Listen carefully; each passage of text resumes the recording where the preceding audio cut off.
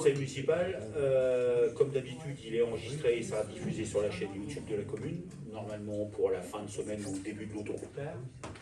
Et j'ai besoin d'un secrétaire de séance. Je me propose Alex. Je pratique l'appel. Madame Benoît. Présent. Madame Briat. Présent. Madame Calvario. Présent. Madame Chabadi a donné pouvoir à Monsieur Collat. Madame Chalupet. Présent. Madame Daniel. Présente. Madame Hersan. Là. Madame Joran. Présente. Madame Monod.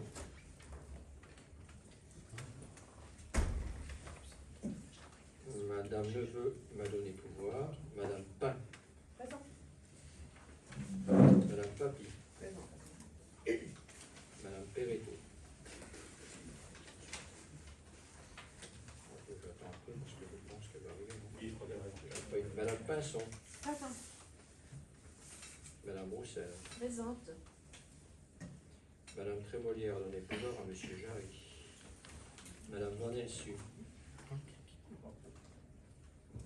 Monsieur Blondel. Présent. Monsieur Bouffel.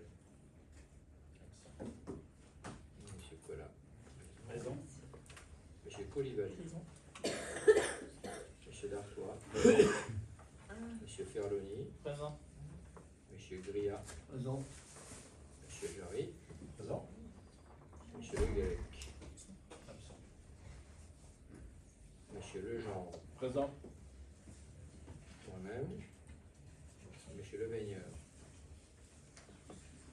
Monsieur Saintier. Présent. Monsieur Thierry. Présent. Et Monsieur Torel. Présent. Le quorum est atteint.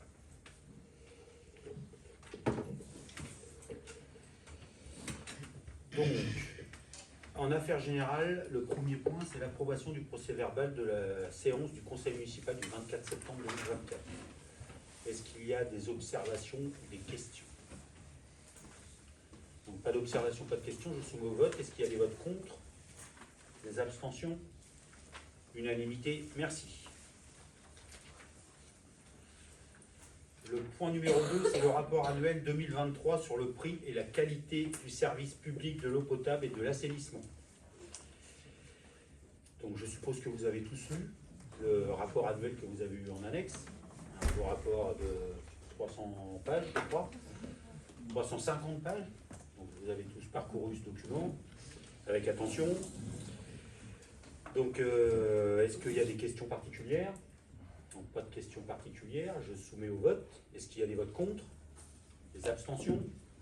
Unanimité, merci. Le point numéro 3. Inscription de chemin au plan départemental des itinéraires de promenade et de randonnée. Et je passe la parole à Monsieur Lejeune.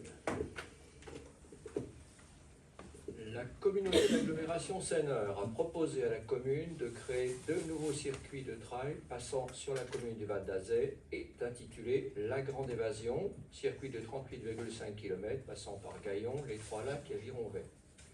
Et le second circuit avec l'appellation Que de la Gueule, circuit de 16,8 km passant Gaillon et l'Ars-sur-le-Rôle, les Trois-Lacs, Vieux-Villers. Aussi, il est proposé d'inscrire les chemins de la commune empruntés par ces 2 itinéraires au plan départemental d'itinéraires de promenade et de randonnée.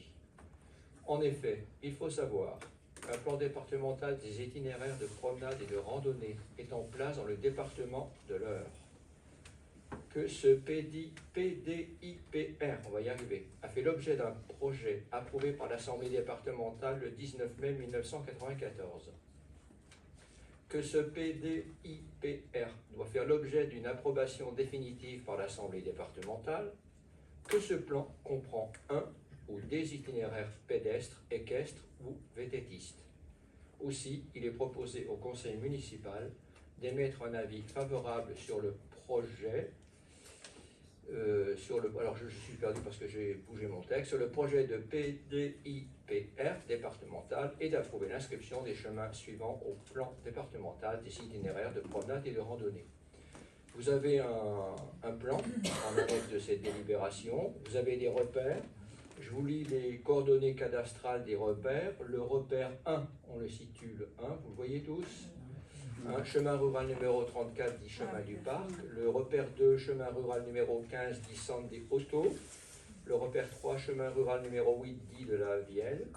Le 4, centre du Moulin. Le 5, chemin rural numéro 15 dit chemin de la Côte Robert. On en a l'extrémité sur notre commune.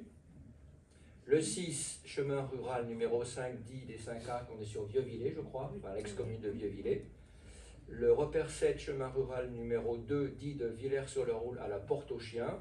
Donc c'est la fameuse route qu'on a renommée pour partie, la 7 là. C'est la rue des Mottes.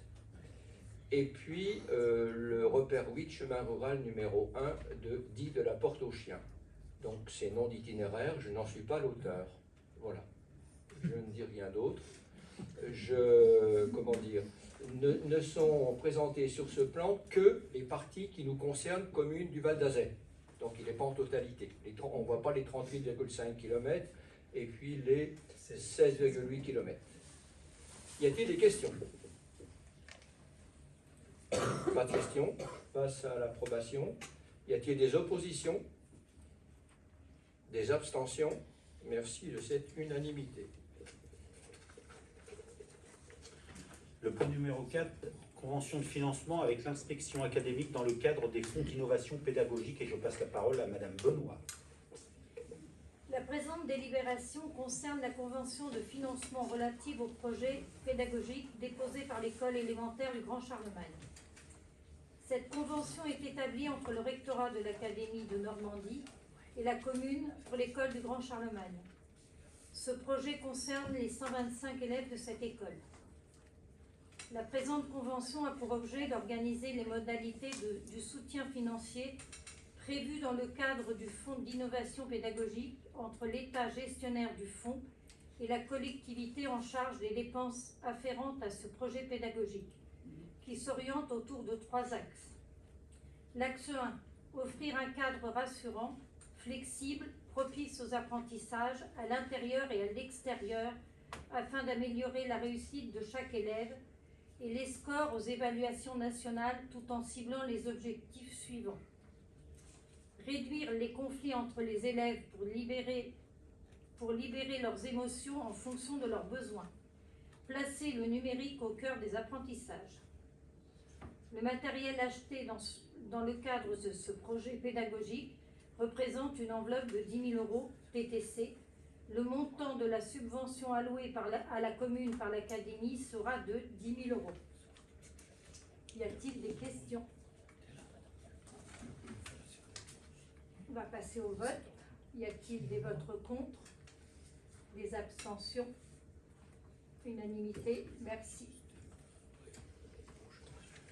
Le point numéro 5, création d'un poste dans le cadre du dispositif de parcours emploi compétences, PEC. Le dispositif du parcours emploi compétences a pour objet l'insertion professionnelle des personnes sans emploi rencontrant des difficultés particulières d'accès à l'emploi. La mise en œuvre du parcours emploi compétences repose sur la triptyque emploi, formation, accompagnement. Un emploi permettant de développer des compétences transférables, un accès facilité à la formation et un accompagnement tout au long du parcours, tant par l'employeur que par le service public de l'emploi, avec pour l'objectif l'inclusion durable dans l'emploi des personnes les plus éloignées du marché du travail.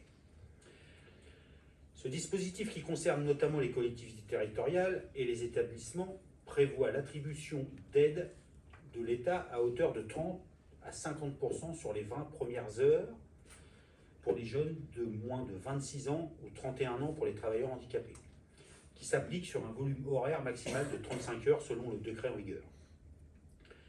Les personnes étant recrutées dans le cadre du contrat de travail de droit privé, c'est au conseil municipal d'approuver ce recrutement. La durée du contrat est de 9 mois et peut être renouvelée dans la limite de 24 mois, sous certaines conditions. La rémunération doit être au minimum égale au SMIC.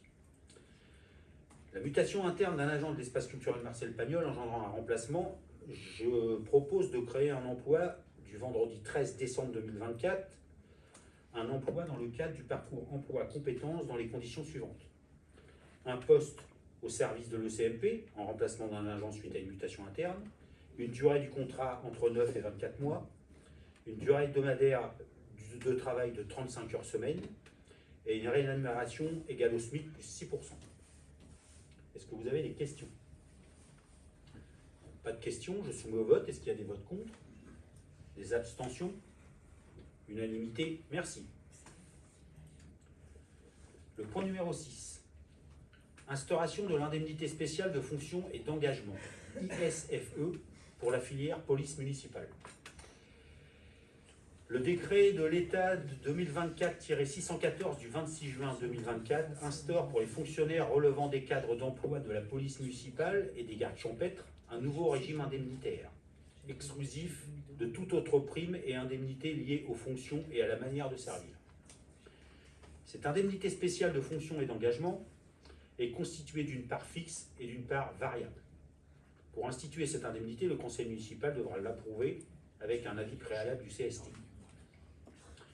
Conformément à l'article 1 du décret 2024-614, il appartient à l'Assemblée délibérante de fixer une indemnité spéciale de fonction et d'engagement composée d'une partie fixe et d'une part variable pour les agents de la filière police municipale relevant des cadres d'emploi des directeurs de police municipale, des chefs de service de police municipale, des agents de police municipale et des gardes champêtres.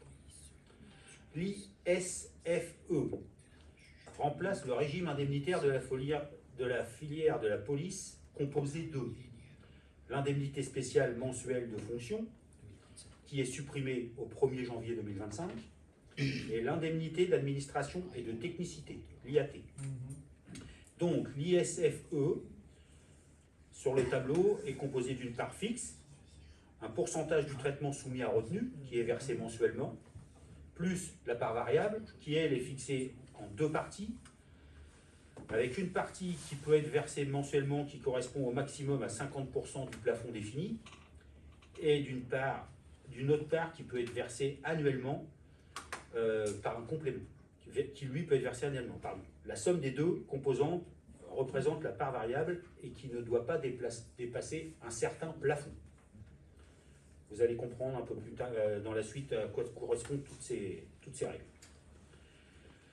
Considérant la non-éligibilité des agents relevant du cadre d'emploi des agents de police municipale au régime indemnitaire tenant compte des fonctions, des suggestions et de l'expertise et de l'engagement professionnel, le RIF 7, il convient de préciser les modalités d'attribution du régime indemnitaire de ces agents. Cette nouvelle ISFE est exclusive de toute autre prime et d'indemnité liée aux fonctions, à l'engagement professionnel et à la manière de servir de l'agent, à l'exception des indemnités horaires pour travaux supplémentaires attribuées dans les conditions fixées par le décret du 14 janvier 2002, des primes et indemnités compensant le travail de nuit, le dimanche ou les jours fériés, ainsi que les astreintes et le dépassement régulier du cycle de travail tel que défini par le décret du 12 juillet 2001.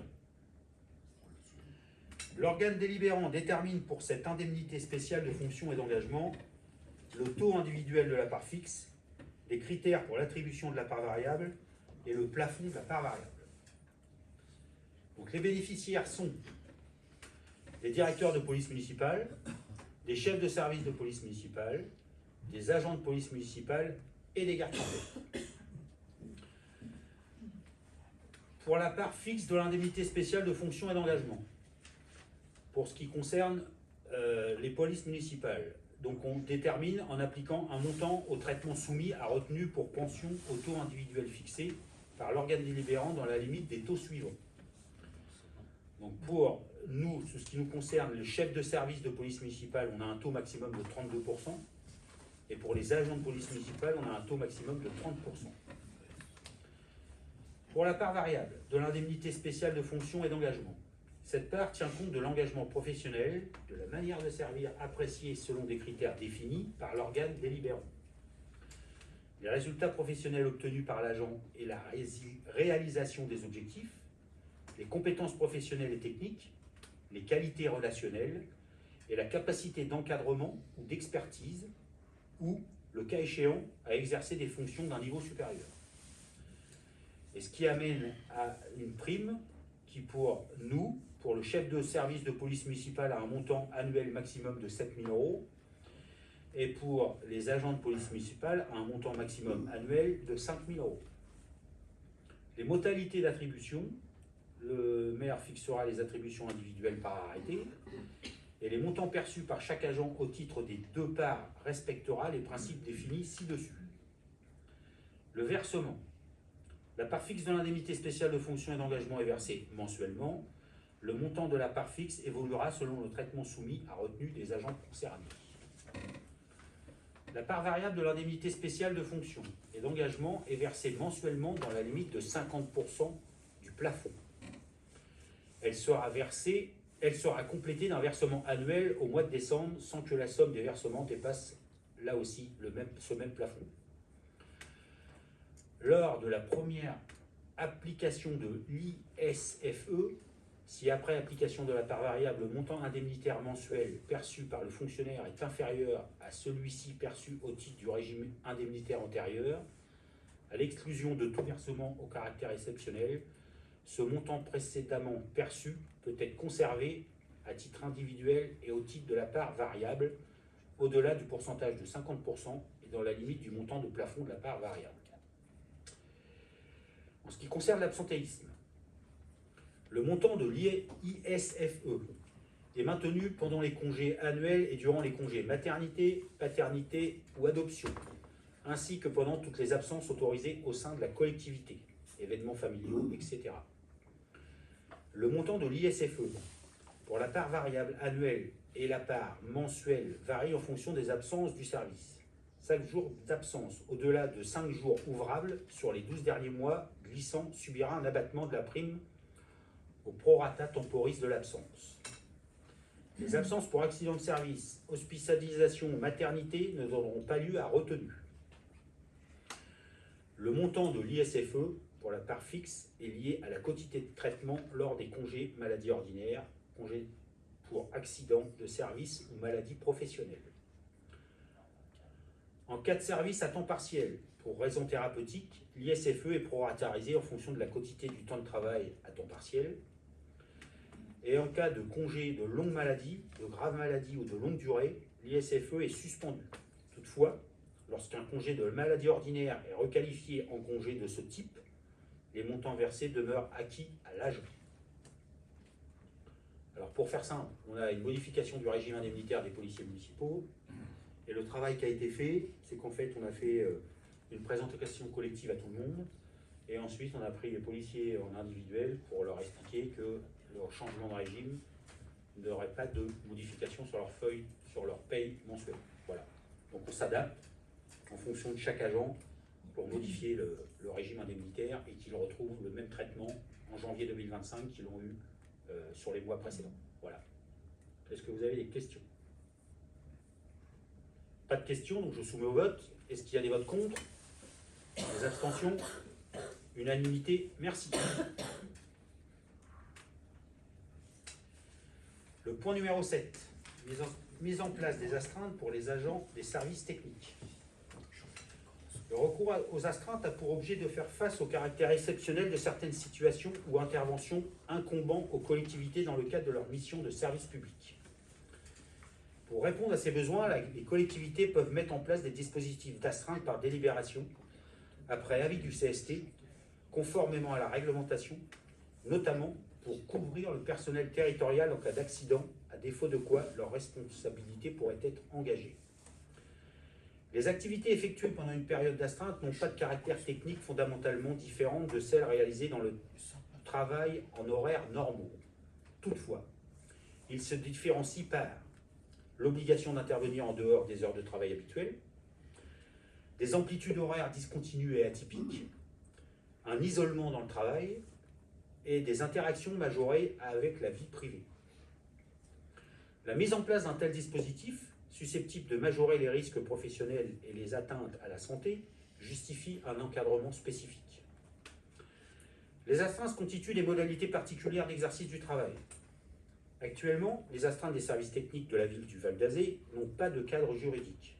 Il est donc nécessaire d'apporter une sécurité à ces interventions en répondant à la réglementation en vigueur. Dans ce but, la présente délibération vise à définir les conditions de mise en œuvre de ces astreintes au sein de la mairie. Il est rappelé à l'Assemblée qu'une période d'astreinte est une période pendant laquelle l'agent demeure à son domicile ou à proximité, sans être à la disposition permanente et immédiate de son employeur. Il se justifie par la responsabilité de demander au personnel concerné d'être en mesure d'effectuer une intervention au service de l'administration pour des raisons qui tiennent à la continuité, à la sécurité ou à l'exploitation des services ou des bâtiments de la collectivité. Or, l'intervention intégrant le déplacement domicile-travail, cette période n'est pas considérée comme du temps de travail effectif. Il fait néanmoins l'objet d'une indemnisation spécifique et de conditions de mise en place qui doivent être fixées par délibération. Motif de recours aux astreintes. La mise en œuvre des astreintes est destinée à assurer un fonctionnement optimal des services publics dont l'intervention peut se justifier à tout moment. Il s'agit en particulier d'assurer dans les conditions adaptées la tranquillité et la sécurité publique et de garantir la continuité des services dans les domaines où elles s'imposent. La collectivité décide de recouvrir la mise en place d'astreintes d'exploitation afin d'assurer d'éventuelles interventions dans les cas suivants. Événements climatiques, intervention d'urgence sur voirie, la mise en sécurité des bâtiments communaux lors de la survenance de tout événement imprévu et imprévisible sur le territoire de la commune. Cette mise en sécurité doit se faire en lien avec les services de secours concernés. L'assistance de premier niveau à la population en lien avec les services secours concernés. L'assistance technique lors de manifestations importantes, incluant toute réparation et ou remise en état de fonctionnement des équipements communaux. Les modalités d'organisation des astreintes sont présentées au comité social territorial. Un règlement intérieur présenté au CST fixe le cadre à respecter des astreintes d'exploitation mises en place en précisant les emplois concernés et les modalités d'intervention. L'organisation des astreintes. Donc, la commune a mis en place depuis juillet 2022 des astreintes de décision assurées par les élus de la commune. L'articulation des astreintes d'exploitation assurées par les agents des services techniques sera la suivante. Appel des services de secours, déclenchement d'alarme police municipale, donc vers l'astreinte de décision de l'élu. Et si une intervention est nécessaire, cet élu appellera l'astreinte d'exploitation des services techniques pour l'intervention. Pour assurer les astreintes, les agents des services techniques disposent d'un téléphone portable dédié fourni par la collectivité. Un véhicule de service situé dans les locaux du service technique sera équipé pour les astreintes. Les agents astreintes qui doivent intervenir se rendront au service technique pour utiliser le véhicule communal dédié aux astreintes. Et comme le montre l'organigramme ci-dessus, l'astreinte d'exploitation des agents des services techniques interviendra à la demande d'une décision assurée par les élus de la commune. La période d'astreinte. Comme évoqué avec les responsables du pôle des services techniques, il est proposé que la durée d'astreinte des services techniques soit fixée pour toute l'année, du lundi au lundi, à partir de 16 h. Les compensations financières. Montant de l'indemnité d'astreinte d'exploitation. Donc vous avez d'un côté des périodes et de l'autre côté des montants. Donc pour la semaine d'astreinte, une indemnité de 159,20 €. Lorsqu'il y aura des interventions, des astreintes de nuit entre le lundi et le samedi avec une durée inférieure à 10 heures, pardon, 8,60 € de l'heure. Pour une astreinte de nuit supérieure à 10 heures, 10,75 €. Le week-end du vendredi soir au lundi, 116,20 €.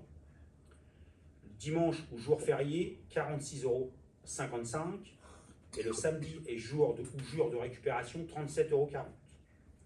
Ces montants sont susceptibles d'évoluer en fonction de la réglementation en vigueur. En période d'astreinte, une intervention correspond à un travail effectif accompli par un agent pendant une période d'astreinte. La durée du déplacement aller et retour sur le lieu de travail est comprise dans la notion du temps de travail effectif. Ce temps de travail effectif accompli lors d'une intervention est rémunéré en sus de l'indemnité d'astreinte. La réglementation en vigueur précise que pour les agents de la filière technique, les recours au repos compensateur n'est pas autorisé et que seul le versement d'indemnités d'intervention est possible. Pour les agents de la filière technique, le décret 2015-45 permet l'indemnisation des astreintes pour les agents non éligibles au IHTS, ingénieurs et ingénieurs en chef. Les agents éligibles au IHTS, techniciens, agents de maîtrise, adjoints techniques et adjoints techniques des établissements d'enseignement, ne peuvent prétendre à l'indemnité d'intervention ou au repos compensateur. Aussi, l'intervention est rémunérée par le paiement des heures supplémentaires. Toute heure de travail effectif démarrée sera due à l'agent. Donc vous avez un tableau avec les périodes concernées, les agents éligibles au IHTS et les agents non éligibles, avec des montants, pour les agents éligibles au STS, avec les repos compensateurs, et les agents qui sont non éligibles avec des montants. Donc pour une semaine, un jour de semaine, nombre d'heures effectives pour les agents éligibles, et il y a un forfait de 16 € pour les agents non éligibles. Le samedi, c'est 125 pour les 14 premières heures pour les agents éligibles, nombre d'heures de travail effectives majoré de 25%, et c'est 22 € de l'heure pour les non éligibles. La nuit et le dimanche et jour férié, c'est 127 pour les heures suivantes, après les 14 premières heures évidemment, et nombre d'heures de travail effectif majoré de 50%, avec des horaires à 22 € pour les non éligibles, et les nombres d'heures de travail effectives majorées de 100%, avec un même montant à 22 € pour les non éligibles. Ces montants sont susceptibles d'évoluer en fonction de la réglementation en vigueur. Les agents seront informés au moins un mois avant leur période d'astreinte, sauf situation exceptionnelle, en cas de délai de prévenance inférieur à 15 jours, l'indemnité d'astreinte sera majorée de 50%. L'élaboration du règlement des astreintes de la ville du Val d'Azé et le modèle de rapport d'intervention figurent en annexe. Ce dossier a été présenté pour avis au CST avant d'être ensuite soumis au conseil municipal. Est-ce que vous avez des questions ou des observations? Pas de questions, pas d'observations, je soumets au vote. Est-ce qu'il y a des votes contre? Des abstentions? Unanimité? Merci. Et ensuite, je passe aux affaires financières et je passe la parole à Thierry Jarry pour plusieurs délibérations.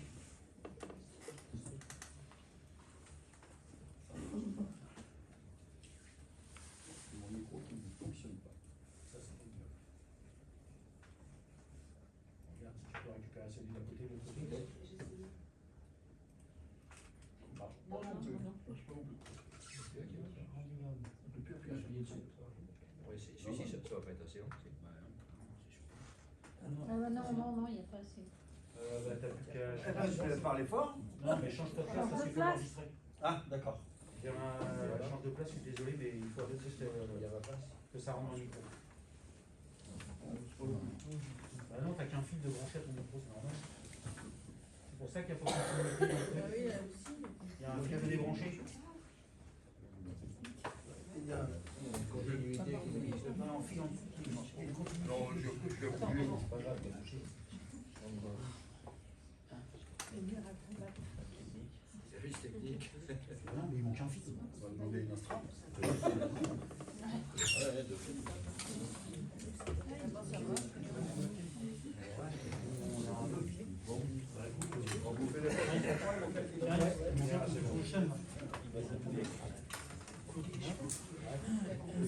Je suis désolé pour toi.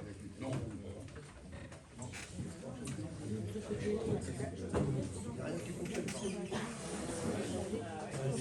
Mais si, je sais pourquoi.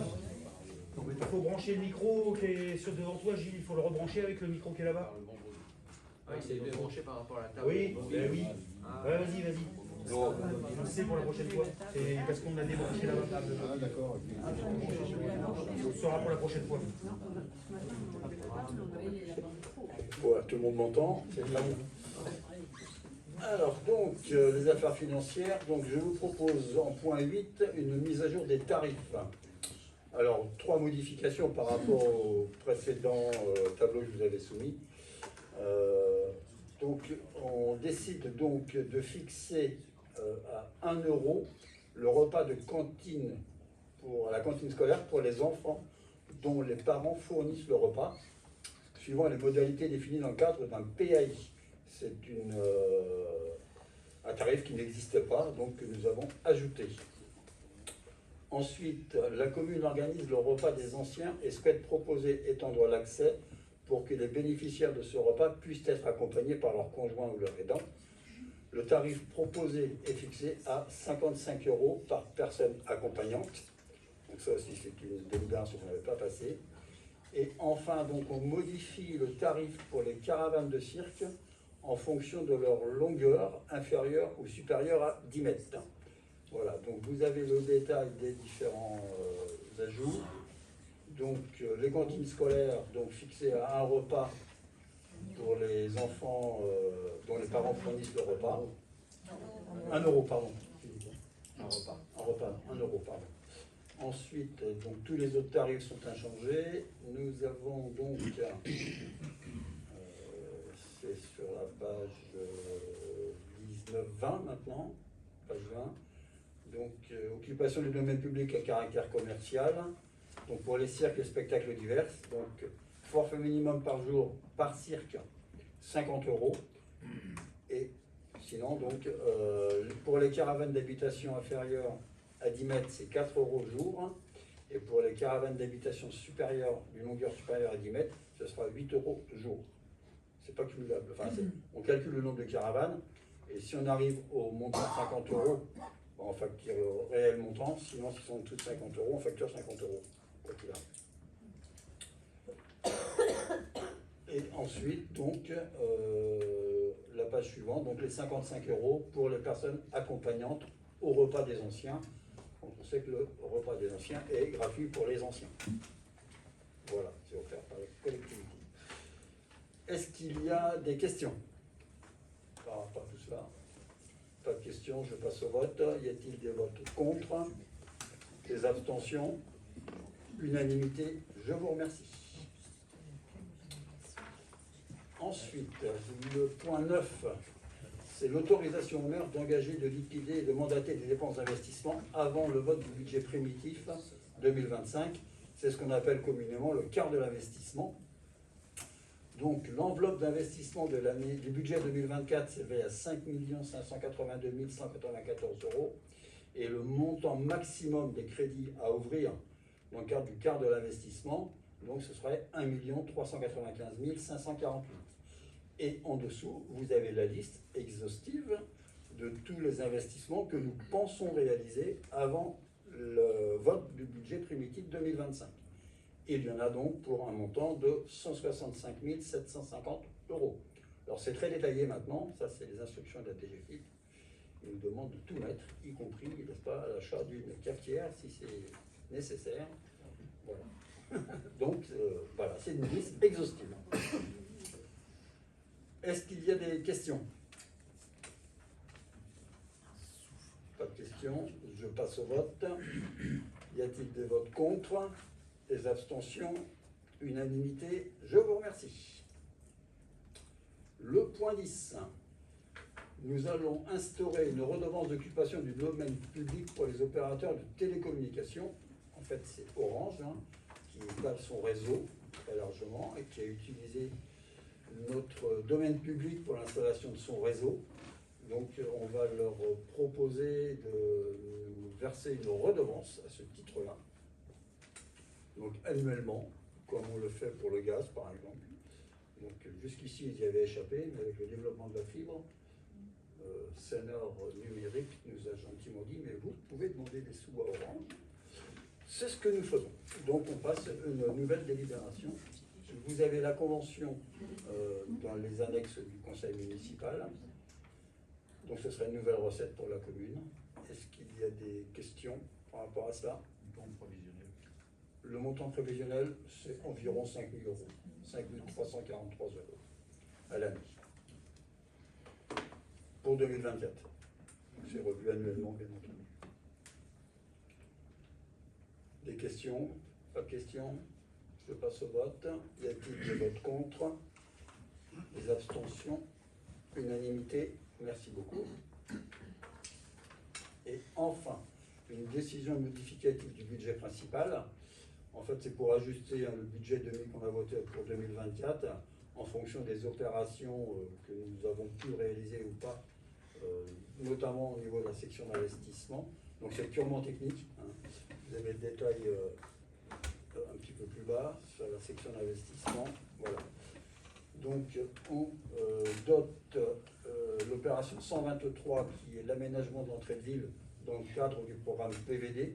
On avait inscrit 75 000 euros au budget 2024 avec l'ADM numéro 1. On ajoute donc 15 500 euros supplémentaires pour un montant de crédit de 90 500 euros.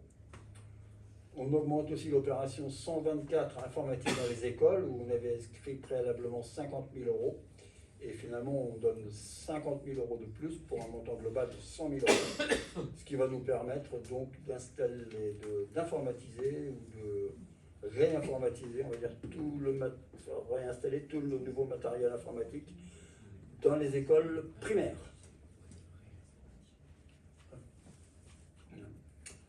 Après, donc pour les 7 825 €, c'est purement technique. On a accordé une avance sur le marché de travaux espaces culturels à une entreprise.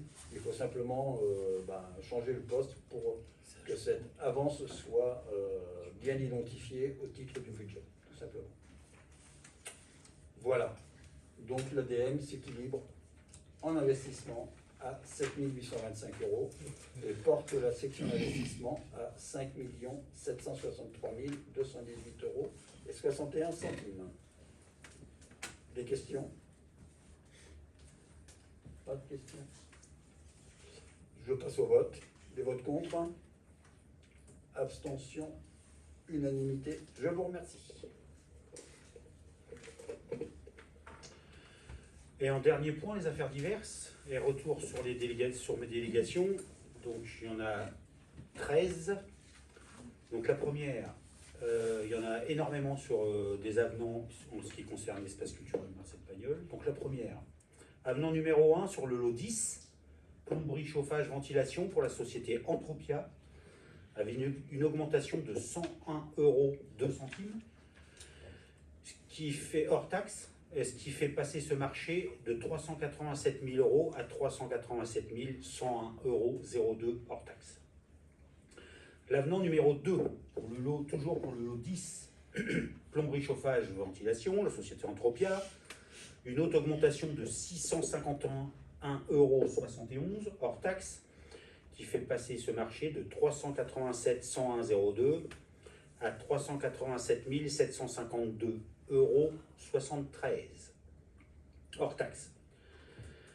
L'avenant numéro 3 au marché de travaux pour le lot numéro 7, sol souple, carrelage, faïence, attribué à la société Rêveneur.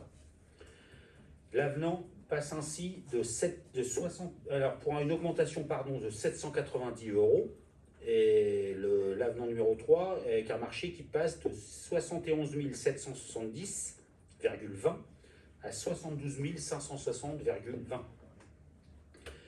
L'avenant numéro 1 au lot numéro 4, menuiserie extérieure, aluminium et métallerie, attribué à la société AVA, avec une diminution de 1423,55 hors taxe, et qui fait que ce marché passe de 173 162,64 € à 171 739,09 €. La décision 17-2024, donc c'est pour la fixation des prix pour le thé dansant qui a été organisé au mois de novembre. On valide les tarifs, donc le plein tarif c'était 15 €, c'était 10 € pour les habitants du Val d'Azé. La décision 18-2024, c'est l'avenant numéro 3 pour le lot 6, menuiserie intérieure, cloison, doublage, plafond, attribué à la société JPV, pour une augmentation de 3 217,60 €, ce qui passe ce marché de 148 879,48 à 152 197,08. La décision 19-2024, l'avenant numéro 3 au lot 10, marché de travaux, toujours pareil, plomberie, chauffage, ventilation pour la société Entropia, pour une augmentation de 5 091,68 et qui passe le marché de 387 752,73 à 392 844,41.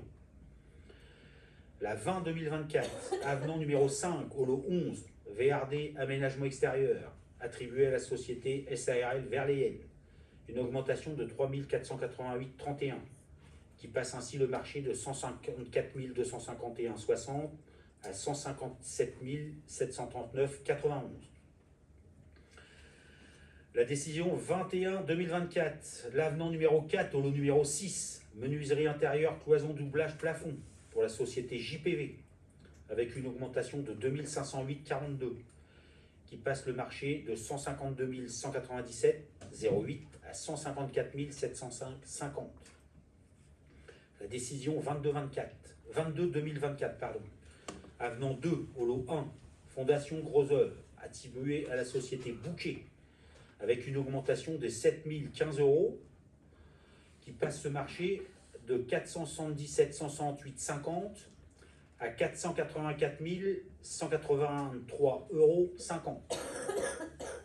La décision 23-2024, l'avenant numéro 4 au lot numéro 7, sol souple, carrelage, faïence, attribué à la société Rêve Nord, avec une augmentation de 1 300 € qui passe ce marché de 72 560,20 € à 73 860,20 €. Une décision financière pour le spectacle du 17 mai 2025 pour Boudère à l'école, avec un plein tarif à 30 € et un tarif réduit à 25 €. La décision 25-2024, participation financière pour le spectacle du 20 septembre 2025. Issa Doumbia, Monsieur Doumbia, tarif unique à 35 €. Et la dernière, la décision 26-2024, c'est l'avenant numéro 4 au lot numéro 9, électricité, attribuée à la société Oiselec, pour une augmentation de 775,33 €, qui passe le marché de 232 102,47 € à 232 877,80 €. Et voilà, j'en ai fini pour les questions diverses. Est-ce que vous avez des observations particulières à faire? Pas d'observations particulières, donc je vais mettre un terme à cette séance du Conseil municipal. Et je vous souhaite à toutes et à tous une excellente soirée. Merci.